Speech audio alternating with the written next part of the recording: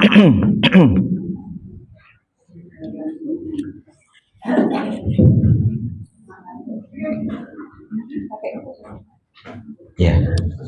A'udzubillahi minasyaitonirrajim. Bismillahirrahmanirrahim. Assalamualaikum warahmatullahi wabarakatuh.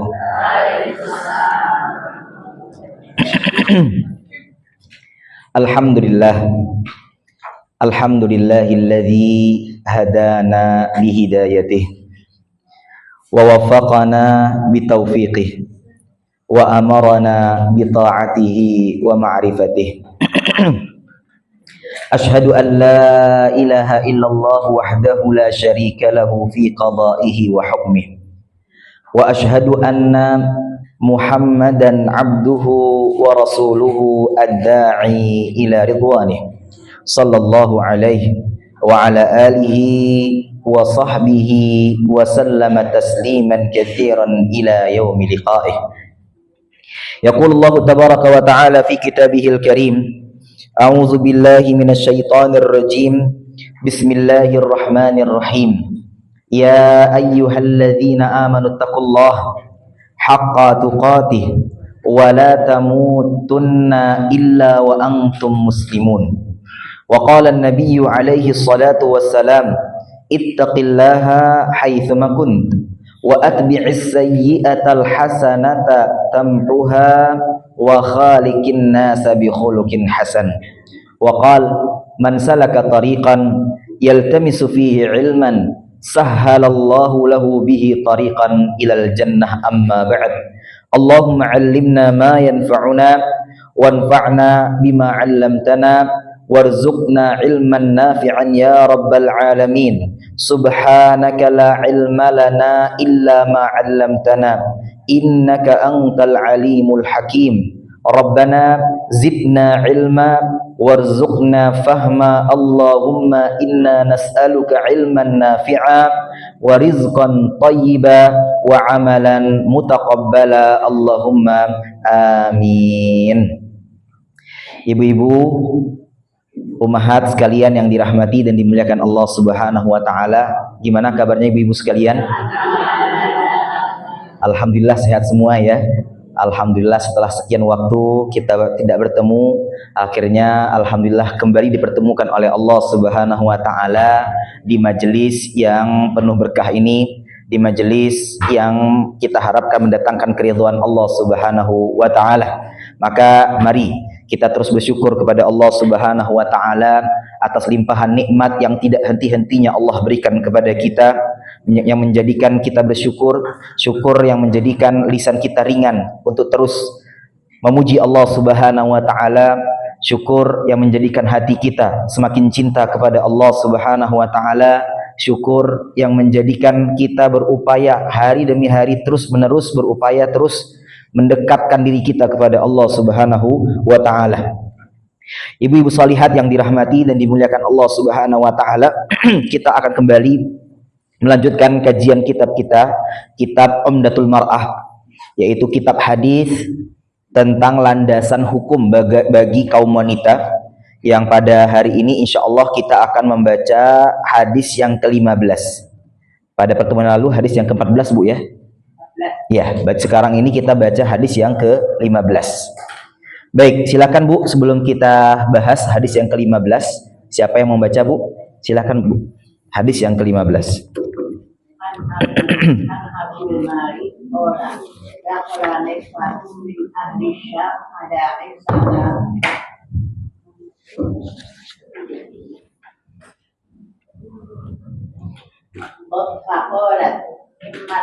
Mimman antunna qulna min ahli syam qala la'alla minal quratil lati ta'adhu nisa'uhal amaman qulna na'am qala amma inni sami'tu Rasulullah sallallahu alaihi wasallam yaqul amin imra'atin tahla'u ya bahafi fi ghairi baitiha illa ahadan Hatta kat.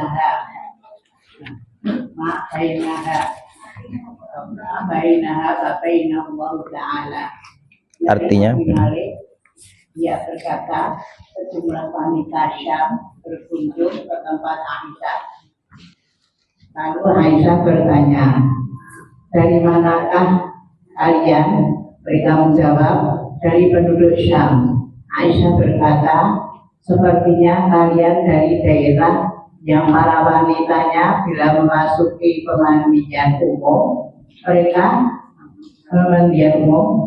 menjawab, begitulah. Aisyah berkata, ketahuilah, aku pernah mendengar Rasulullah SAW bersabda, tidak ada seorang wanita pun yang melepas pakaiannya di luar rumah kecuali dia telah merobek tabir antara dirinya dengan Allah Subhanahu wa taala. Naam, akhrajahu Abu Dawud wa Tirmidzi. Jazakillahu khairan, barakallahu fiik. Makasih Bu ya, Masya Allah. Hadis ke-15. Baik ibu-ibu sholihat sekalian, kita kembali bersama hadis-hadis Nabi Muhammad sallallahu alaihi wasallam. Mudah-mudahan Allah Subhanahu wa taala memberkahi majelis kita. Beliau Syekh Dr. Adil Hasan Yusuf Al-Hamad ya, memuqaddimahi, mengawali hadis ke-15 ini dengan ungkapan Hafidhi ala sitril ladzi bainaki wa baina rabbuki. Kata beliau, wahai wanita, jagalah tabir yang ada antara dirimu dengan Allah Subhanahu wa taala, yang mana tabir ini menjadi pelindung bagimu. Maka jagalah tabir ini. Hadisnya dari Abil Malih atau Abul Malih, berbunyi an Abi Al-Malih an Abil Malih qol, dari Abul Malih. Abul Malih ini ibu-ibu sekalian salah seorang dari kalangan tabi'in. Dari kalangan tabi'in, yaitu generasi yang hidup setelah sahabat Nabi Muhammad sallallahu alaihi wasallam. Dan termasuk generasi yang mendapatkan rekomendasi dari baginda Rasul untuk kita ikuti. Ya. An Abil Malih, dari Abul Malih, salah seorang tabi'in, qol, ia berkata, dakhala niswatun min ahli Syam ala Aisyata radhiyallahu anha faqalat.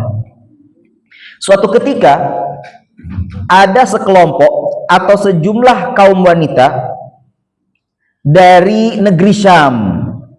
Dari negeri Syam. Mana negeri Syam, Bu? Masih ingat mana negeri Syam itu?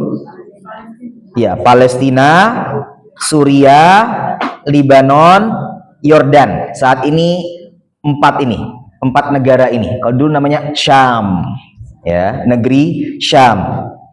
Baik, jadi ada sekelompok atau sejumlah kaum wanita dari negeri Syam mendatangi ibunda Aisyah radhiyallahu anha. Maka ibunda Aisyah ketika didatangi oleh wanita-wanita tersebut berkata, mimman antunna, dari mana kalian semua ini? Ya. Kulna, maka para wanita tersebut menjawab, min ahli Syam, kami dari negeri Syam, wahai ibunda Aisyah. Qalat, maka ibunda Aisyah berkata, la'alla kunna minal quratil lati tadkhulu nisa'uhal hammamat. Sepertinya kalian ini, kata ibunda Aisyah, berasal dari daerah yang kaum wanitanya terbiasa mendatangi pemandian umum. Al-hammamat itu di zaman dulu, Bu, itu adalah tempat pemandian umum, tempat pemandian air panas umum. Ya, kalau sekarang mungkin ya seperti kolam berenang lah ya, kolam berenang. Kalau di negeri Syam namanya hammamat. Hammamat itu adalah tempat pemandian air hangat. Ya, nah itu. Maka ibunda Aisyah ingin bertanya dan memastikan kepada mereka, apakah kalian sepertinya orang-orang yang kemudian tinggal di suatu daerah yang terbiasa kaum wanitanya pergi ke tempat pemandian umum. Qulna, maka para wanita tersebut pun menjawab, na'am, Benar wahai Ibunda Aisyah, kami dari tempat tersebut, ya, di negeri Syam. Maka Ibunda Aisyah radhiyallahu anha berkata, ama inni sami'tu Rasulullah sallallahu alaihi wasallam yaqul. Ketahuilah, sesungguhnya aku pernah mendengar baginda Rasul Nabi Muhammad sallallahu alaihi wasallam pernah bersabda, ma min imra'atin, tidaklah ada seorang wanita, takhla'u thiyabaha, yang membuka pakaiannya, fi ghairi baitiha, di luar rumahnya, illa hatakat ma bainaha wa bainallahi ta'ala, melainkan hal tersebut akan menjadi penyebab dia merobek atau melepas tirai antara dirinya dengan Allah Subhanahu wa ta'ala.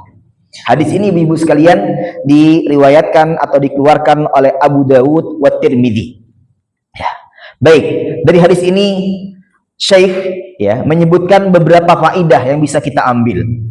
Minal fawaidil muta'alliqati bi maudhu'il hadis. Di antara faidah-faidah yang bisa kita ambil dari hadis yang sama-sama telah kita baca adalah yang pertama, hurmatu khal'il mar'ati siyabaha kharija baitiha. Keharaman seorang wanita membuka pakaiannya. Membuka pakaian di sini maksudnya membuka aurat, baik sebagian atau keseluruhan. Ya, baik sebagian atau keseluruhan. Haramnya seorang wanita membuka pakaiannya kharija baitiha, di luar rumahnya. Artinya seorang wanita muslimah seharusnya ya tetap menjaga auratnya tertutup selama dia di luar rumah. Ya, kalau dia di rumah silakan, tidak apa-apa dibuka ya auratnya. Tapi kalau sudah keluar dari rumahnya, maka seorang wanita muslimah harus benar-benar memperhatikan dan menjaga bagaimana auratnya tetap tertutup. Karena apa? Karena haram hukumnya bagi seorang wanita muslimah yang keluar melepas ya pakaiannya ya di luar rumahnya. Wa bi khasatin fi ghurafi tabdilil malabis fil mahallatil 'amah. Kata beliau, khususnya di ruang-ruang ganti pakaian. Di ruang-ruang ganti pakaian di tempat-tempat umum. Nah, ibu-ibu sekalian, biasanya kan ada tempat-tempat umum itu tempat ruang ganti pakaian. Nah, maka apa? Nah, di situ harus apa? Harus waspada, hati-hati. Ya, jangan mudah-mudah membuka pakaiannya, membuka auratnya. Apalagi kita di zaman ya banyak menyebar CCTV. Terkadang CCTV tidak ketahuan di mana posisinya. Nah, maka apa? Harus jaga. Jangan kemudian apa? Mudah-mudah membuka pakaian atau membuka auratnya ya di tempat-tempat, khususnya di tempat-tempat ganti pakaian. Ya, di luar rumah. Ya, fil mahallatil 'amah, pada tempat-tempat umum. Malam tatarru ila dzalik, selama memang tidak ada kondisi darurat untuk melakukan hal tersebut. Artinya kalau memang darurat, misalnya mungkin berobat dan lain sebagainya, memang harus membuka sebagian dari auratnya, nah silahkan, selama memang bisa memastikan aman, ya, dan tidak ada CCTV yang kemudian merekam. Nah, maka apa? Dipersilahkan. Ya, tapi kalau tidak ada kebutuhan, tidak ada kondisi darurat untuk membuka, ya, auratnya, maka apa? Hal tersebut diharamkan. Ya, karena memang wanita ketika keluar rumah itu harus menutup auratnya. Baik, kemudian faidah yang kedua. Faidah yang kedua dari hadis ini, kata beliau, hurmatut tabarruji wassufur. Hadis ini menegaskan akan keharaman tabarruj.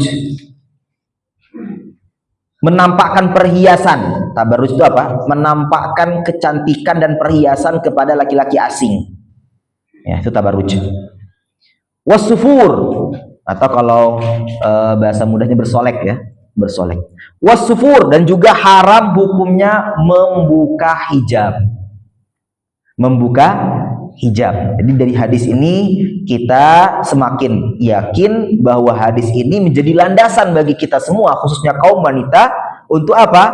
untuk tidak melepas hijabnya di luar rumahnya. Ya. Nah ini karena hukumnya haram. Ya. Habis ininya. Baik, kemudian yang ketiga, faidah yang ketiga yang bisa kita ambil dari hadis ini, kata beliau, hurmatu, hidup lagi. Alhamdulillah. Baik. Hurmatu dukhulil hammamatil ammah. Dilarang bagi kaum wanita memasuki pemandian umum. Nah, di sini maksudnya apa? Pemandian umum yang bercampur baur dengan laki-laki asing, ya, atau apa? Habis lagi. Ya, atau apa? Atau di tempat-tempat yang terbuka auratnya.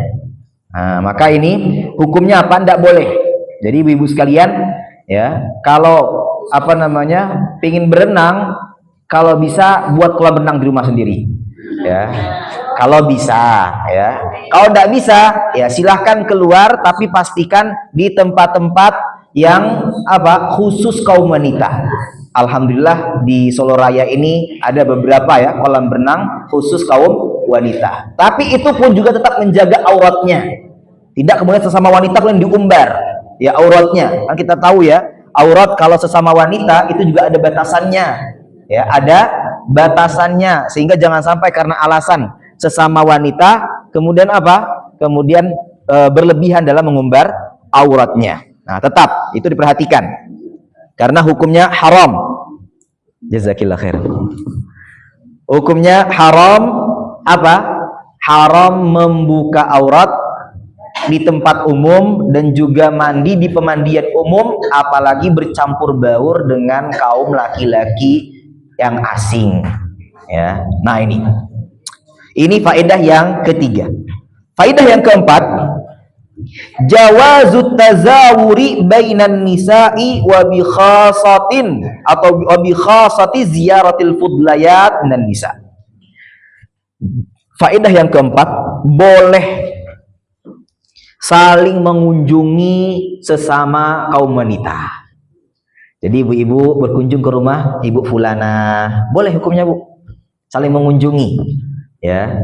Pengen silaturahmi ke tempat ibu ibu fulana misalnya, hukumnya boleh, ya. Karena dari hadis ini kita tahu ya, para wanita dari negeri Syam datang kepada ibunda Aisyah, mengunjungi ibunda Aisyah. Ini sebagai landasan hukum bahwa dalam Islam boleh-boleh saja wanita itu mengunjungi saudarinya, ya, di tempat yang lain. Wa bi khasatin ziyaratil fudlayat minan nisa. Khususnya atau apalagi yang dikunjungi itu adalah para kaum wanita yang memiliki keutamaan. Ustazah misalnya, para murabbiyah, pengen kunjunglah kepada ustazah fulanah misalnya, ingin mendapatkan nasihat untuk mendapatkan ilmu, boleh ya, sebagaimana dilakukan oleh kaum wanita dari negeri Syam yang mendatangi ibunda Aisyah radhiyallahu anha, seorang wanita yang memiliki keutamaan, yaitu istrinya baginda Rasul dan istri yang memiliki begitu banyak ilmu dari baginda Rasul Nabi Muhammad sallallahu alaihi wasallam. Nah, itu hukumnya boleh ya. Kemudian faedah yang kelima, istihbabut tanasuhi bainal muslimat, dianjurkannya saling menasehati sesama muslimah. Dianjurkannya saling menasehati sesama muslimah. Nah, jadi apa? Nah, kita dianjurkan bu saling menasehati. Ya, kadang mungkin kita lalai, butuh nasihat, butuh penguat.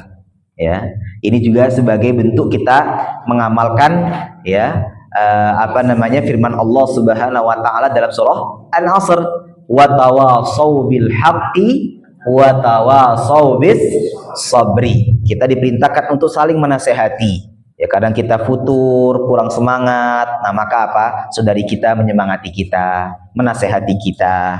Tentunya dengan apa? Dengan nasihat-nasihat yang penuh dengan kelembutan, ya dengan cara yang baik agar apa? Agar bisa lebih ya terkena dalam diri orang yang dinasehati. Dan pastikan ketika memberi nasihat itu mencari ridho Allah Subhanahu wa taala, bukan untuk mengajari orang lain. Tapi untuk apa? Untuk saling mengingatkan. Saling mengingatkan artinya apa? Nasihat ini berlaku untuk dirinya juga yang dinasehati. Nah, sehingga dia tidak sombong. Ya, kalau biasanya orang yang menasehati itu ada sedikit rasa dia lebih baik dibandingkan yang dinasehati. Ini hati-hati, Bu. Ini penyakit hati yang kadang halus. Ya, maka apa? Ketika kita menasehati orang lain, tetap jaga hati kita. Jangan sampai ketika kita menasehati orang lain merasa kita lebih baik daripada dirinya. Nah, ini. Artinya sangat dianjurkan dalam ajaran Islam saling menasehati sesama kaum muslimat atau sesama muslimah. Faidah yang keenam, tahdhirul mar'ati akhawatiha minal munkarati syai'ati fil mujtama'at. Yang keenam, ya, hendaknya kaum wanita memberikan peringatan. Hendaknya kaum wanita memberikan peringatan kepada saudari-saudari muslimahnya, minal munkarati syai'atil fil mujtama'at, dari kemungkaran-kemungkaran yang tersebar di masyarakat. Dari kemungkaran-kemungkaran yang tersebar di masyarakat kayak tadi, ya. Wanita-wanita negeri Syam ini tersebar di masyarakatnya apa? Wanita-wanita itu sering ke hammamat, sering ke tempat pemandian umum. Maka apa? Hal ini seharusnya apa? Diingatkan kalau hal tersebut tidak dibolehkan, ya. Apalagi bercampur baur, apalagi sampai terbuka aurat yang bisa dilihat oleh ya orang-orang asing. Maka apa? Perlu kita kemudian memberikan peringatan, mengingatkan saudari-saudari kaum muslimat ya akan kemungkaran apapun yang tersebar di masyarakat. Ya, jangan sampai tersebarnya kemungkaran tersebut menjadikan seolah-olah kemungkaran tersebut dibolehkan. Tetap kemungkaran yang harus kita ingkari. Sebagaimana sabda Nabi Muhammad sallallahu alaihi wasallam, man ra'a minkum munkaran falyughayyirhu biyadihi, fa in lam yastati' fa bilisanihi, fa in lam yastati' fa biqalbihi, wa dzalika adhaful iman. Kata baginda Rasul, siapa saja di antara kalian yang melihat kemungkaran, maka cegahlah kemungkaran tersebut dengan tangannya, dengan kekuasaannya. Fa in lam yastati', kalau seandainya dia tidak mampu mencegah dengan tangan dan kekuasaannya, fa bilisani, maka hendaknya apa? Dia cegah dengan lisannya, dengan menasehati, memperingatkan agar tidak melakukan kemungkaran tersebut. Fa in lam yastati', kalau dengan lisan juga tidak mampu, maka apa? Fa biqalbihi, ingkari kemungkaran tersebut dengan hati, jangan dicuekin, jangan seolah-olah tidak apa-apa, ingkari. Ya, saya tidak senang, tapi saya tidak mampu mengingkarinya. Maka ya Allah, ya, berikanlah hidayah kepadanya agar dia bisa meninggalkan kemungkaran tersebut. Ya, wa dzalika adhaful iman, dan mengingkari kemungkaran dengan hati itu merupakan indikasi lemahnya keimanan kita.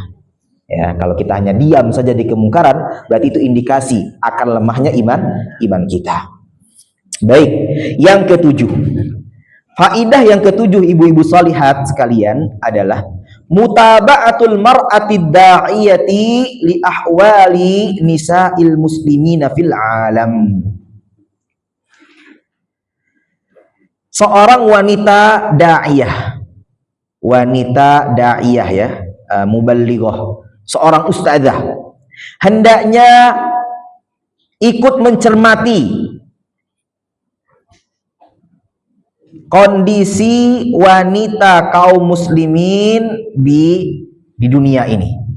Ya, ikut mencermati bagaimana kondisi kaum muslimat saat ini.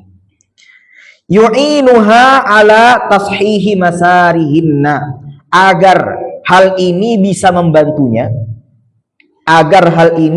membantunya untuk memperbaiki perilaku yang tidak tepat dari kaum wanita. Nah ini, jadi seorang wanita da'iyah yang mungkin dia adalah berdakwah, ya, maka apa? Dia juga harus mengetahui bagaimana fenomena kaum muslimat saat di zamannya, apa yang tersebar, apa hal-hal kemungkaran yang banyak dilakukan oleh kaum wanita. Agar apa? Agar murabbiyah ini atau ustadzah ini bisa kemudian memberikan pembenahan, bisa memperbaiki kekeliruan atau kesalahan yang dilakukan oleh umumnya kaum muslimat. Karena memang kita bagaimana mau bisa bagaimana kita bisa mengingkari suatu kemungkaran sementara kita sendiri tidak mengetahui apa itu kemungkaran. Maka kita perlu tahu, ya, ikut mencermati apa ini, ya, kemungkaran-kemungkaran yang tersebar khususnya di kalangan wanita. Ya. Sebagaimana Ibunda Aisyah di sini. Ibunda Aisyah apa? Ketika datang sekelompok wanita dari negeri Syam, langsung beliau tahu, oh, negeri Syam itu, ya, beliau dapatkan kabar bahwa kaum wanitanya itu apa? Sering pergi ke tempat-tempat mandian umum. Nah, berarti apa? Beliau tahu informasi itu untuk apa? Untuk bagaimana beliau bisa memberikan arahan, memberikan edukasi agar itu tidak kemudian dilakukan. Nah, itu. Kemudian faidah yang ke-8. Al-istidlalu bin nasi indal wa'zi wal irsyadi wan nushi. Dari hadis ini kita mendapatkan faidah apa? Perlunya berdalil. Perlunya berdalil baik dengan ayat Quran atau dengan hadis Nabi Muhammad SAW di saat memberikan peringatan. Perlunya atau pentingnya berdalil dengan ayat Quran atau hadis Nabi Muhammad SAW indal wa'zi, di saat memberikan peringatan, wal irsyadi, dan memberikan, ya, petunjuk atau arahan, wan nushi, dan di saat memberikan nasihat. Nah, jadi kalau kita memberikan peringatan, kita ingin memberikan arahan, kita memberikan nasihat, maka apa? Diupayakan dilandaskan dengan dalil. Dalil dari Al-Quran atau dari hadis Nabi Muhammad Sallallahu Alaihi Wasallam, sebagaimana yang dilakukan oleh Ibunda Aisyah. Ibunda Aisyah ketika menasehati kaum wanita yang mendatangi beliau, itu apa? Beliau menyebutkan hadis Nabi Muhammad Sallallahu Alaihi Wasallam yang mana baginda Rasul bersabda, ya, tidaklah seorang wanita yang membuka pakaiannya di luar rumahnya melainkan hal tersebut menjadi penyebab dia akan melepas atau merobek tirai antara dirinya dengan diri Allah Subhanahu wa Ta'ala. Artinya apa?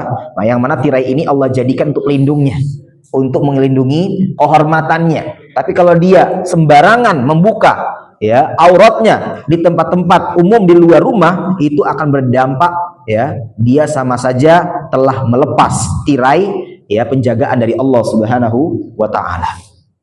Baik. Yang terakhir, faidah yang ke-9. Ya. Faidah yang ke-9 kata beliau, intisyaru wasailit taswir wa tajassusi 'alan nasi al-yauma yaj'alul mar'ata ta'khudhu hidraha minal amakinil lati tartaduha fala takhla' siyabaha wala takshif sitraha. Yang ke-9 adalah apa? Tersebarnya alat-alat pengambilan gambar dan juga mengawasi, kalau bahasa kita CCTV, ya. Tersebarnya CCTV di kalangan manusia pada hari ini, ya, yang itu bisa mengambil gambar dan juga bisa mengawasi dan merekam perbuatan seseorang. Ya ja'alul mar'ata ta'khudhu hidraha, seharusnya menjadikan seorang wanita muslimah, seharusnya menjadikan seorang wanita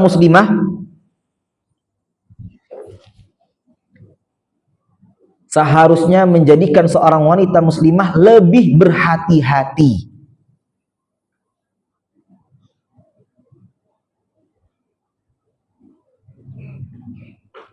dari tempat-tempat yang dia kunjungi, sehingga tidak bermudah-mudah melepas pakaiannya dan menyingkap auratnya. Sehingga tidak bermudah-mudah melepas pakaiannya dan menyingkap auratnya. Maka ibu-ibu sekalian kalau keluar, begitu juga anak-anak perempuannya, cucu-cucu perempuannya kalau keluar menggunakan hijab, dan diingatkan nanti kalau keluar nak jangan mudah-mudah membuka hijab atau pakaian di sembarang tempat, karena saat ini tersebar banyak sekali CCTV ya, yang itu khawatirnya nanti disalahgunakan ya. Nah, maka apa? Harus lebih waspada, harus lebih hati-hati ya. Kalau memang tidak mendesak, jangan buka pakaiannya kecuali di rumah ya. Kalau tidak mendesak, kalaupun mendesak, maka pastikan di sekitarnya aman ya, tidak ada CCTV yang mengawasi. Nah, ini hadis yang ke-15. Alhamdulillah selesai hadis yang ke-15. Sekarang kita masuk hadis yang ke-16. Silakan Bu, siapa yang mau baca hadis yang ke-16? Silakan. Siapa yang baca hadis yang ke-16? Sebelah sini sudah ada, yang sebelah sini siapa yang mewakili? Ayo Bu, ini potensi berpahala ini Bu. Berpotensi mendapatkan pahala. Ayo, siapa yang mau baca? Ya, silakan Bu.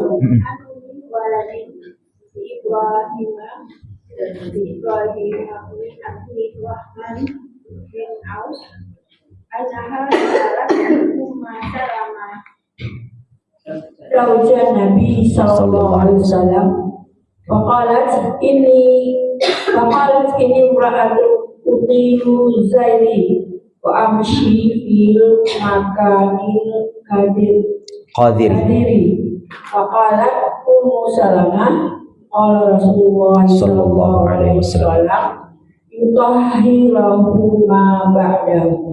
Nah, artinya Walad Ibrahim bin Abdurrahman bin Auf, bahwasanya dia pernah bertanya kepada Ummu Salamah, istri Nabi Sallallahu Alaihi Wasallam. Saya berkata, aku ini wanita yang suka memanjangkan ujung pakaian dan biasa berjalan di tempat yang kotor. Maka Ummu Salamah menjawab, Rasulullah Sallallahu Alaihi Wasallam bersabda, najis di permukaan tanah disucikan oleh permukaan tanah yang suci setelahnya. Masya Allah, jazakillahu khairan. Ya, terima kasih, Masya Allah. Ini hadis yang ke-16 ibu-ibu sekalian. Hadis ke-16 ini termasuk hadis yang menguatkan bahwa pentingnya menutup aurat. Jangan bermudah-mudah membuka aurat. Ya. Apa kata beliau mengawali hadis ini? La takshifi an qadamaiki aw saqaiki bihujjati najasatil ard. Wahai wanita, janganlah engkau singkap kedua telapak kakimu. Jangan engkau singkap, engkau tampakkan kedua telapak kakimu. Dan atau kedua betismu bihujjati najasatil ard, hanya beralasan akan apa? Beralasan akan najisnya tanah yang dilewatinya. Nah, ini berarti ibu sekalian, artinya apa? Ya, seorang wanita jangan mudah-mudah ya menyingkap kedua telapak kakinya atau kedua betisnya dengan alasan ini tempat kotor, kemudian ada singkap. Tidak boleh. Ya, tidak boleh. Ya, artinya apa? Kita jangan mudah-mudah memperlihatkan dua kaki atau dua telapak kaki atau dua betis. Ya, apalagi di hadapan ya laki-laki yang asing. Jangan remehkan Bu. Ah, ini kan cuma kaki Ustadz. Ini kan cuma cuma betis Ustadz. Bukan cuma, tapi itu aurat. Kalau aurat itu dibuka, maka akan dijadikan oleh setan menjadikan laki-laki itu apa? Melihatnya ya. Bisa bahaya nanti ya. Bayangkan kaki saja bisa bahaya, apalagi selain kaki ya kan. Nah itu. Baik ibu-ibu sekalian, kita baca hadisnya. An Ummi Walad. Hadis ini disampaikan dari Ummi Walad. Tahu Bu Ummi Walad itu apa Bu? Apa Bu? Ummul Walad itu apa? Ummul Walad itu Bu istilah. Ummul Walad kalau secara bahasa maknanya ibunya anak. Iya, ibunya anak. Ummul Walad.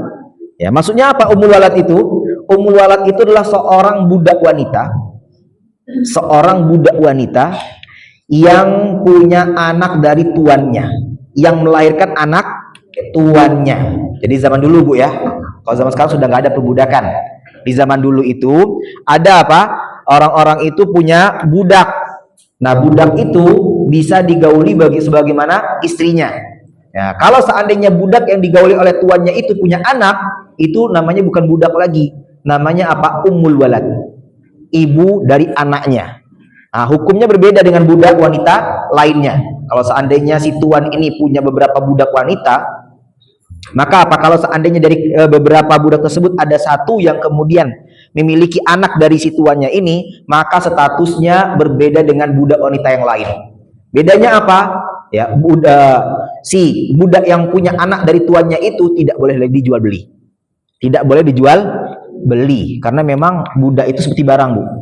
Boleh dijual beli. Boleh dijual beli. Tapi kalau sudah punya anak dari tuannya, maka statusnya tidak lagi boleh dijual. Gimana, Bu? Ya, artinya emang dia sudah statusnya sudah naik, ya. Bahkan apa, Bu? Bahkan kalau seandainya tuannya itu meninggal, itu dia tidak bisa diwariskan. Jazakillah khairan, Masya Allah. Ya, tidak bisa diwariskan sebagaimana budak-budak lainnya. Nah, kalau budak-budak lainnya itu seperti harta, Bu. Kalau meninggal tuannya bisa diwariskan, budaknya untuk siapa? Ahli warisnya. Tapi kalau sudah jadi ummul walad, maka si budak perempuan ini pertama ketika tuannya hidup tidak boleh diperjualbelikan karena dia sudah melahirkan anak dari tuannya. Yang kedua, kalau tuannya meninggal otomatis dia merdeka. Otomatis apa? Dia merdeka. Nah, ini tentang ummul walad, Bu. Ini istilah. Ya, istilah yang perlu diketahui. Jadi ini bukan nama, Bu ya. Nanti ummul walad ada namanya sahabat namanya ummul walad, bukan. Ya, ini bukan nama orang ya, Bu ya. Bukan nama ummu fulanah misalnya, ummu siapa misalnya, bukan ya. Ini ummul walad adalah istilah seorang budak yang melahirkan anak tuannya. Nah, an ummi waladin li Ibrahim an Abdurrahman ibni Abdurrahmani ibni Auf. Dari ini kenapa ya? Capek kayaknya ya. Baik ibu-ibu sekalian, dari ummi walad milik Ibrahim bin Abdurrahman bin Auf. Ya. Ia berkata, annaha sa'alat Salamah. Ya. Bahwa Walad ini bertanya kepada Ummu Salamah. Nah, kalau Ummu Salamah ini nama orang, Bu ya. Nah, ini bedakan, Bu. Jadi ada yang nama orang, ada yang itu istilah. Jadi nggak setiap ummu itu berarti nama orang.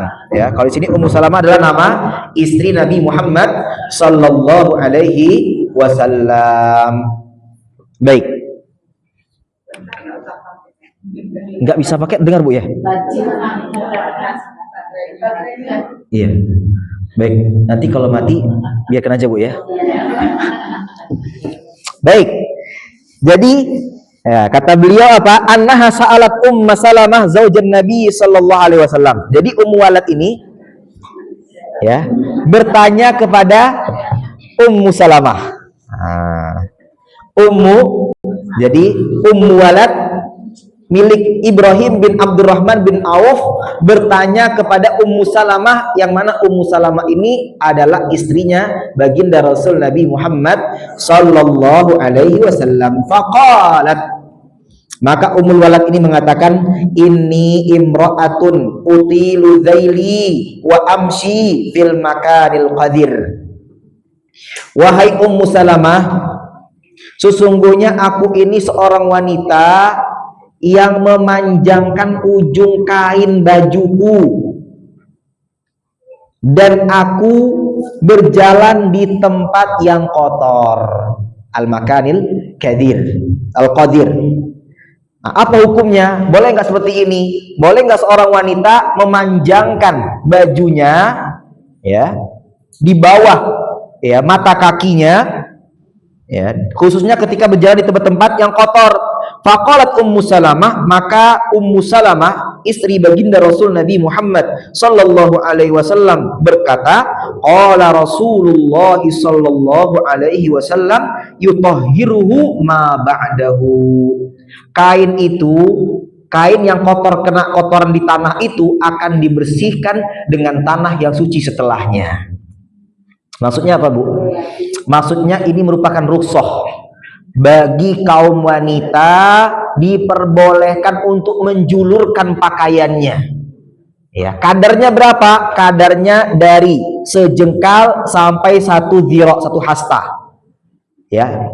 Panjangnya apa? Di bawah mata kaki dari 1 jengkal maksimal 1 hasta. 1 jengkal itu kurang lebih berapa senti, Bu? 25 ya.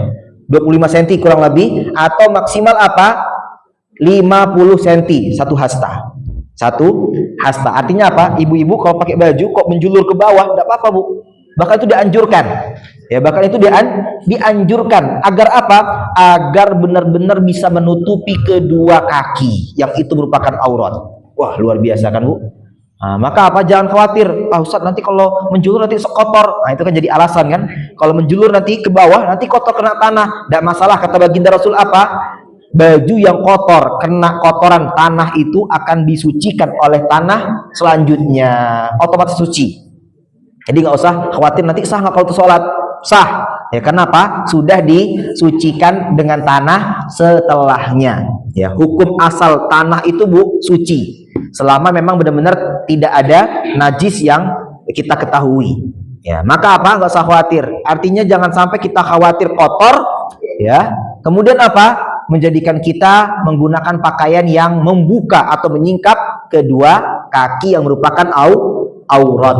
Nah, ini juga menunjukkan bahwa begitu perhatiannya Islam, ya, bahwa seorang wanita benar-benar harus menutup seluruh anggota tubuhnya kecuali wajah dan telapak tangannya. Nah, ini, Bu, ya. Ini tentang hadis yang ke-16. Akhrajahu Abu Dawud wa Tirmidzi. Hadis ini dikeluarkan oleh Abu Dawud dan juga At-Tirmidzi. Apa faedah yang bisa kita ambil dari hadis ini? Minal fawaid al-muta'alliqah bi mawdu'il hadis. Ya. Faedah-faedah yang bisa kita ambil dari hadis ini, yang pertama, anna min dawabiti libasil mar'ati an yakuna tawilan yasturul qadamain. Sesungguhnya di antara ketentuan pakaian seorang wanita muslimah, di antara ketentuan pakaian seorang wanita muslimah, an yakuna tawilan yasturul qadamain, hendaknya pakaian tersebut panjang yang bisa menutupi kedua telapak kakinya. Nah, itu, Bu. Jadi enggak pakai kaos kaki enggak apa-apa, yang penting apa? Bisa tertutup. Ya, tapi kalau khawatir pakai kaos kaki itu lebih bagus. Ya, intinya adalah apa? Kedua telapak kaki wanita yang itu merupakan bagian dari aurat jangan kemudian tersingkap. Nah, termasuk jadi ibu-ibu kalau beli pakaian, berarti apa? Di antara ketentuan pakaian wanita yang bisa menutup telapak kakinya atau kedua kakinya. Nah, itu. Kemudian faedah yang kedua, atau sebelum faedah yang kedua, sampai di sini, Bu, ada yang ditanyakan, Bu? Ada yang ditanyakan? Silakan, Bu. Tadi untuk balak itu tadi ya, seorang budak yang melahirkan rumahnya. Kalau PKB yang mengeluarkan anaknya gimana? Subhanallah. Baik, pertanyaannya bagus sekali, sangat kekinian ya, sangat kekinian. Ini kan tadi Ummu Walad itu adalah seorang budak wanita yang melahirkan anak tuannya. Kalau TKW gimana, Ustadz? TKW ini, Bu, bukan budak. Nah, ini harus dipahami, Bu, ya. TKW bukan budak, sehingga apa, nggak boleh TKW diperjualbelikan. Berapa ini bayar harganya? Enggak, karena sekarang ini sudah nggak ada lagi perbudakan, ya. Bahkan meskipun di negeri-negeri Arab, tetap itu bukan statusnya sebagai budak, tapi sebagai khadimah. Khadimah itu apa? Pelayan, membantu, ya, membantu, ya. Jadi pekerjaan, ya. Maka apa? Ya, kalau ada kasus kok dia melahirkan anak tuannya, ya tuannya bertanggung jawab itu, ya. Harus bertanggung jawab. Makanya tadi ya, kalau memang wanita ini ya bisa menjaga dirinya ya, atau bahkan kalau bisa jangan bekerja bagi di luar negeri ya, yang sulit untuk terjaga ya keamanannya, sebaiknya jangan melakukan kerja tersebut. Kalaupun kemudian terpaksa karena satu dan lain hal, diperhatikan ketentuan-ketentuannya. Ya, termasuk apa tadi? Ya tadi berdua-duaan di rumah yang bukan dengan laki-laki bukan mahramnya. Ini kan bahaya. Sudah kita bahas. Pulang terus anaknya dibiayai sampai Ya sudah, yang penting oh iya, yang penting apa? Ya tadi kalau seperti itu kasusnya, berarti situasinya ini harus tanggung jawab. Ya, nggak boleh kemudian itu budak saya, terserahlah gitu. Enggak, harus dinikahi. Karena kalau nggak nikah berarti kan ya perbuatannya zina itu. Ya, zina wal iyadzubillah. Ya, maka apa kalau dia udah nikah dulu kemudian dinikahi ya berarti kan istrinya, silahkan. Ya, maka apa? Harus tanggung jawab. Maka tadi sudah bagus ya, mudah-mudahan dia melakukan hal tersebut sudah menikah. Ya, kita husnuzonnya ya, sudah husnuzonnya mungkin ibu TKW tersebut itu ketika punya anak dari tuannya sudah dinikahi sama tuannya, karena tuannya mungkin meninggal istrinya atau lain sebagainya, kemudian apa dia menikah. Dan ini terjadi kan banyak ya, orang-orang yang kemudian di luar negeri kemudian menikahi ya orang-orang Indonesia. Maka kita husnuzon saja ya, intinya ini nggak berlaku dengan hadis ini ya. Ummul walad ini beda lagi nih ya, ummul walad sudah tidak ada di zaman sekarang. Nanti di akhir zaman mungkin akan ada lagi. Di akhir zaman ya. Kalau sekarang ini sudah tidak ada lagi perbudakan. Tidak ada lagi perbudakan. Gitu Bu ya. Kalau ada tanggung jawab alhamdulillah sudah disekolahkan, alhamdulillah. Nah, ada lagi sebelum kita lanjutkan, silakan Bu. Saya pernah mendengar Allah tidak akan melihat seseorang di hari kiamat akan melihat seorang wanita yang berjalan dengan menyeret-nyeret bajunya. Baik. Bagaimana dengan hadis ini gitu Bu ya? Baik, pertanyaan sangat bagus sekali. Ya, Ibu pernah mendengar sebuah hadis katanya yang menunjukkan bahwa Allah tidak akan melihat seorang wanita yang menjulur-julurkan atau menyeret-nyeret pakaiannya. Loh, ini padahal dianjurkan tadi ya, agar apa bisa menutup kedua telapak kakinya. Bagaimana menggabungkan dua redaksi hadis ini? Yang ini Bu, itu maksudnya adalah apa? Kalau seandainya bersama dengan kesombongan. Jadi dia kayak gitu tuh sombongnya, baju saya bagus, baju kamu mana? Kurang bahan gitu misalnya. Nah, itu enggak boleh. Ya, jadi yang dilarang bukan karena bajunya, karena kesombongannya. Ya, dia pakai baju jangankan menjulur. Kalau nggak menjulur saja, kalau dia sombong, dia juga berdosa. Ya, nah maka tetap menggabungkannya, tetap hadis ini itu adalah anjuran untuk menutup kedua telapak kaki dengan ketentuan tadi Bu ya, antara sejengkal sampai maksimal satu hasta. Ini ketentuannya. Ya, ini rukhsah, keringanan ya, dibolehkan. Adapun tadi hadis yang Ibu sebutkan tadi itu adalah larangan kalau seandainya orang atau seorang wanita menjulurkan pakaian itu dengan kesombongan. Ya, dengan kesombongan. Nyaponi telek. Bersih ya Bu ya.